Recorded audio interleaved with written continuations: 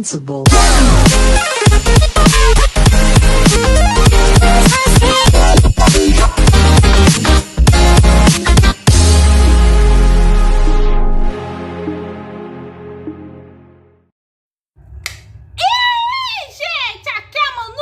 Bem-vindos a mais um episódio de The Apothecary Diaries.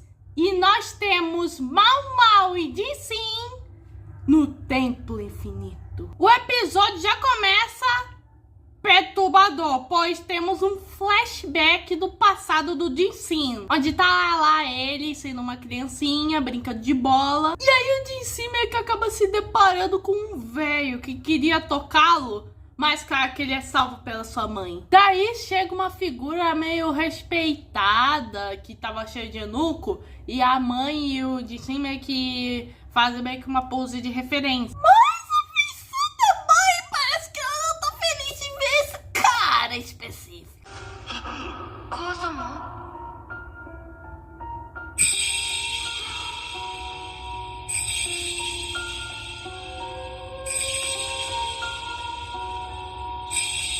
Essa silhueta importante meio que era uma velha que já pede pro velho meio que voltar meio que pro seu quarto. E o velho é arrastado pelos monges. E no meio disso, meio que uma pedra âmbar cai e o Jin-Simzinho viu isso. Aí o nosso Jin-Sim já acorda do sonho e meio que era uma lembrança meio nebulosa da cabeça dele, pois ele não conseguia se lembrar direito do evento e do porquê que sua mãe tava com aquele semblante. E isso causa mais ponto de interrogação meio que em relação ao passado do Jin-Sim, porque tá meio óbvio que ele é um príncipe. Jin-Sim, não querendo meio que nem tocar mais no assunto do sonho, já decide treinar. E ele treina com espada. Bom, ele reflete mentalmente que naquela época não tinha como ele saber o que são esses velhos. Só depois o contaram, pois o velho era o pai dele. E a velha, a sua avó. E também o homem na qual falaram que era o seu pai, que é o imperador, na verdade é o seu irmão. Ou seja, já a teoria do Jin-Sim ser um príncipe já tá praticamente confirmado. E deitado no chão, Jin-Sim pensa na pessoa que mais o acalma no meio da sua angústia. Mau Mau. Ele sabe que Mau Mau é lida em coisas específicas, como ser uma dama de companhia. Mas ela deve perceber esse passado do Jin-Sim em breve. Ou se ela já percebeu, pois se sim, ele já estaria tranquilo. Ou Jin-Sim, você não vai estar tranquilo não, porque a Mau Mau, meio que, ela pode ser inteligente e ela pode perceber mais coisas, mas ela que prefere manter essas mesmas coisas inquieto. E gente, é muito bom ver o Jin-Sim tendo sua crise de amor rico no chão.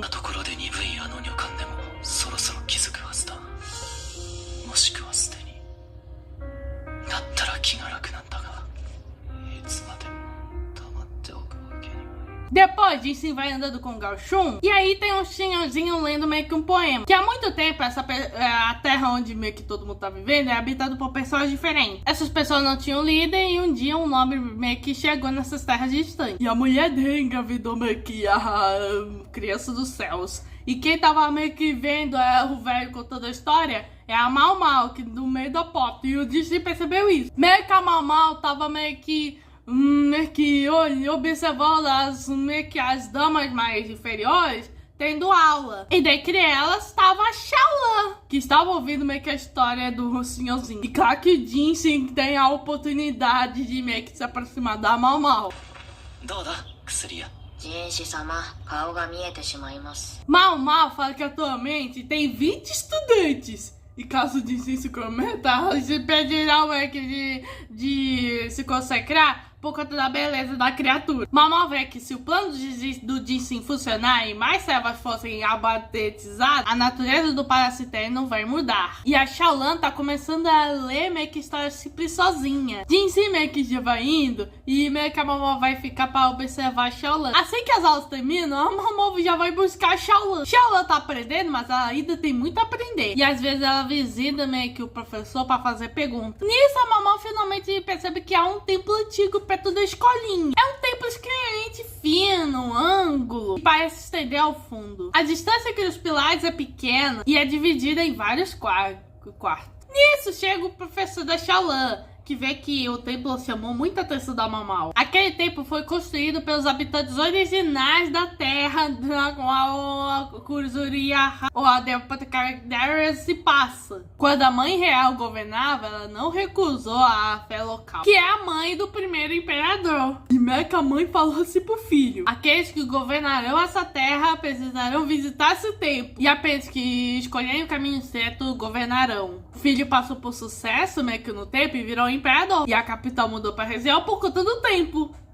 Embora ele nunca tenha meio que sido usado décadas depois, pois os irmãos mais velhos do imperador anterior faleceram por conta de uma epidemia. Apenas o anterior sobreviveu, que é o mesmo velhote meio que do flashback Naruto do Sim. Ou seja, não determinou meio que não precisava fazer um ritual para determinar o herdeiro. E o professor ficou feliz que alguém teve interesse no tempo. E meio que já atraía a atenção de alguém por conta de um médico esquisito que costumava trabalhar meio que no templo interno. Ou seja, o pai adotivo da Mau. Bom, Mau explica que o Lao Mei é o pai adotivo dela, e depois que ele saiu do palácio interno, foi trabalhar como apotecário no distrito do presente. E parecia que o professor da Xalã se dava muito bem com o Lao Mei. E a Mau mostra meio que a Xalã mostra a primeira carga dela. Mais tarde, depois de fazer o seu serviço de comer comida envenenada, meio que o imperador chama a nossa Mau. Bom, o imperador queria ir a um lugar e ele quer a Mau para acompanhar. E eles vão para o templo da escolha. E mais tarde, o imperador tá lá com a Mau, o Sim e o Garchou para meio que o templo da escolha. E tava lá, meio que no templo da escolha, o velhinho professor. Bom, o velho fala que meio que eles tentaram várias vezes, mas se não houver problema, eles podem entrar. E a Mau vê a maneira tenebrosa que o velhinho falou pro imperador. Bom, o imperador vai levar a Mau e diz sim. Mau achava que esse lugar era proibido pra mulher, mas o velhinho fala: a mãe real e a imperatriz viúva também são mulheres, e mesmo assim aceitam de boa. Eles entram. E nisso eles se deparam com 3 portas, uma azul, uma vermelha e outra verde. E a Mau acha uma placa escrito: não passe pela porta vermelha. E meu imperador já passou por aqui, pois ele escolheu a verde anteriormente, mas agora ele tenta a azul. Bom, eles entram também aqui na porta azul e já se deparam com outras 3 portas: verde, marrom claro e azul marinho. E tem uma placa escrito: não passe pela porta marrom. Bom, o imperador escolhe a verde. E meio que eles vão continuando, mas meio que eles parecem que estão rodando em círculos. Bom, só que aqui tudo isso acabe logo. Mas ela percebe meio com um olhar diferente em Sim. Será que é hoje que Sim finalmente vai conseguir a afeição de Mau?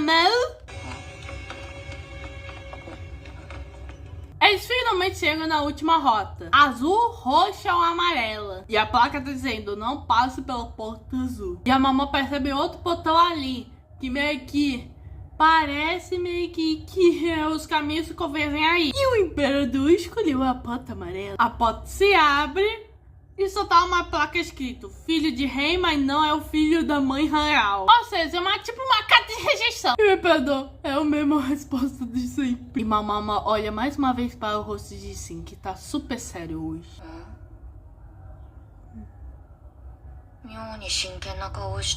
O imperador acha que é incapaz de atender à vontade do céu, mas o professor o consola dizendo: olha, quando você fez a mesma coisa com o tempo do Palácio Terra, eu me tornei a única pessoa a reinar esse lugar.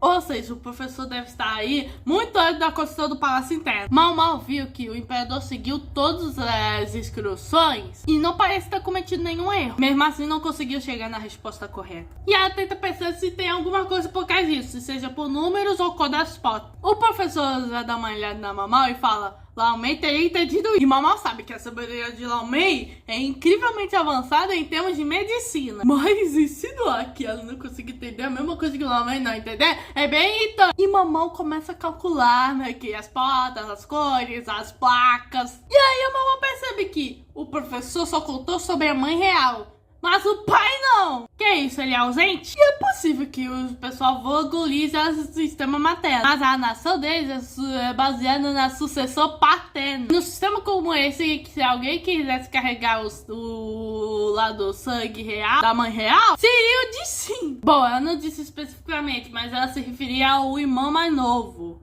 E meio que é revelado que os mães, meio que todos os príncipes os irmãos do imperador anterior não são meio que irmãos, meio que tecnicamente não, mas nasceram da irmã da mãe do imperador anterior, ou seja, são de linhagem próxima. Nisso, a mamãe decide pedir permissão ao imperador. Se houve uma geração de imperadores que tinham meio que uma visão ruim, o professor se surpreende e o imperador fala: eles não tinham uma boa visão. Só o imperador anterior conseguia ver. Então a mamãe decide repetir a dose de novo. O professor ainda fala: você tem qualificação pra isso, mocinho? Tu não é princesa e nem concubina. E o imperador: talvez eu possa aceitá-lo como concubina. Mas seria trabalhoso, conversou Lacan. E parece que quem não gostou disso foi a de si, que diz: pô, o que as outras concubinas pensariam? E nisso já temos meio que duas novas informações. De ser um namorado muito super protetor. E 2, parece que o imperador sabe da história do Lacan.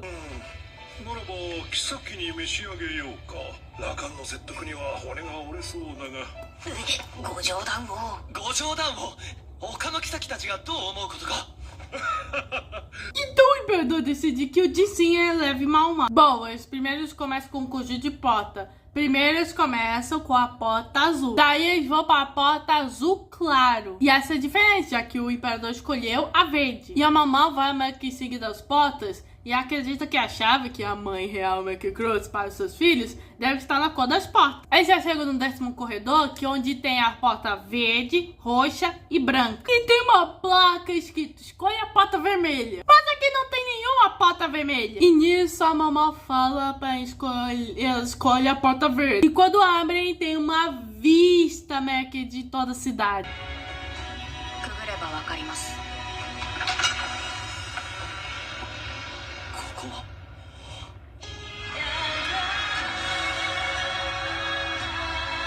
O professor Mac parabeniza os crentes. E ele fala que no passado, aquele que concluísse o desafio da mãe real seria o rei. O escolhido ficaria no local e faria uma proclamação para o povo. Quando ninguém conseguia escolher o caminho certo, ele criaria consigo uma concubina e conseguiria escolher o caminho correto ao revisitar o templo. E originalmente isso seria somente feito para aqueles que tivessem sangue certo. Mas dessa vez outra pessoa fez o caminho. E eu não vou olhar de... Pô, foi você que me provocou. Bom, o imperador quer uma explicação e o professor meio que permite que a mamãe dê uma aula de Alá Scooby-Doo de fazer explicações. Mamãe fala que meio que ouviu da aula que a mãe real tinha olhos que conseguiu enxergar até mesmo na noite escura. Ou seja, quem é que escolhido para ser o rei é de sangue real, mas que possui olhos que não diferenciam as cores. Mamãe que fala das suas escolhas. A primeira escolha é que é referente à porta azul, vermelha e verde, na qual é considerado não escolher a vermelha.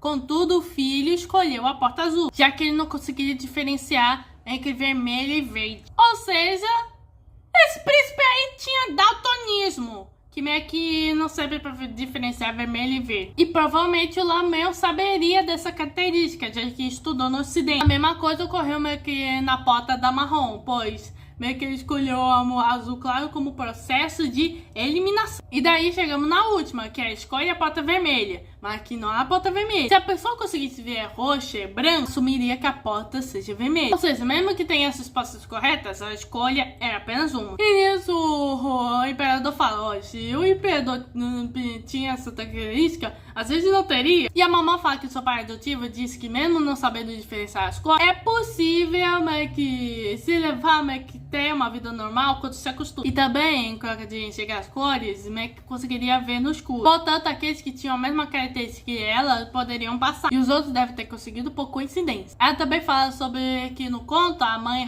real veio de uma terra distante. Então ela possuía características de não diferenciar as cores. Chegou com vários servos e se acomodar numa nova terra não foi fácil. Foi aí que ela se casou com o líder das terras. Aí o Disse fica confuso, pois a mãe real nunca teve um marido. E Mal Mal fala que deve ter sido uma decisão inteligente da mãe real, pois não é raro meio que aceitar uma mulher de terras distantes para prevenir que uma linhagem fique muito consecrada. E mesmo que as origens sejam da mãe real, o crono imperial é pela associação paterna, provavelmente decidido para honrar meio que o marido. Entretanto, na família real não queria que o sangue dele sumisse. E a forma que encontraram para manter esse sangue vivo é pelo tipo da escolha. E se nenhum deles carrega sangue real, uma concubina próxima da linhagem iria acompanhar. Por isso adicionar essa regra. Foi assim que elas foram se filtrando meio que na nação, fazendo dela, da mãe real, ser a origem. E claro que a mamãe não podia dizer isso em voz alta, né? Porque é uma sociedade maciça. E nisso o imperador fala que se ele não carrega o sangue da mãe real dentro dele. E a mamãe fala que a única maneira de definir isso é pelo tempo. E algumas vezes não é uma característica passada de pai para filho. Sem falar que linhas de sangue podem ter muitos problemas. Pode ser a razão na qual os irmãos do imperador anterior adoeceram. Bom, o professor só bota palmas pra Mal, que ele é muito inteligente. E aí diz que a mãe real reinou para essas terras por ter uma inteligência extraordinária. E o imperador realmente tá gostando muito da Mal. Mas ele não quer torná-la com a sua concubina porque teria problemas com Lacan, e 2, ela teria pelo menos mais alguns 15 centímetros nos peitos. Que isso, imperador? Falando isso na frente do seu irmão?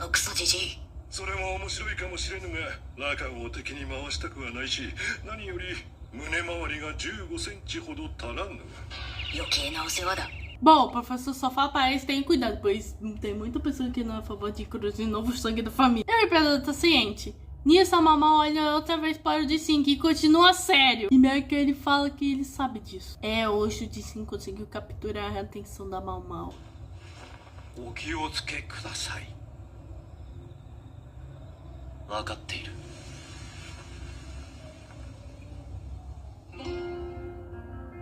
E nisso, no caminho de volta, a Mal se questiona quem o Jin é. E meio que a justificativa de eu nunca o favorito do imperador não funciona mais não. Mas a Mal decide saber com o pensamento. As coisas estão assim, boas como são. E o episódio acaba aí.